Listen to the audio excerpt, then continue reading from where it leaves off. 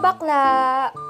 Today, ngayong araw, papasok na naman ako para magpanggap at magbait-baitan sa trabaho ko.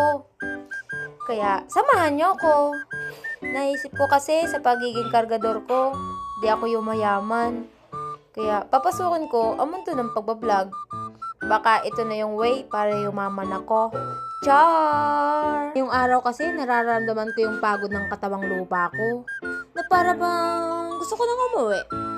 Kaya lang, hindi pa sapat yung ipon ko, mga bakla! Ganito pala araw-araw ang routine ko, papasok, mag-aantay ng oras gang mag-uwian. Nakakapagod pero kailangan kumain, mga bakla. Hirap kasi, di ako pinanganak na Disney princess. Ay, prince pala ako. Char! So, ayun na nga, kakain na tayo. So, naumay ako sa pentang na kinain ko.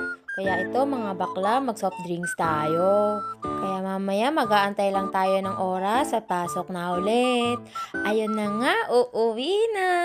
So, 5 lang tayo today. Wala tayong OT. Bye-bye!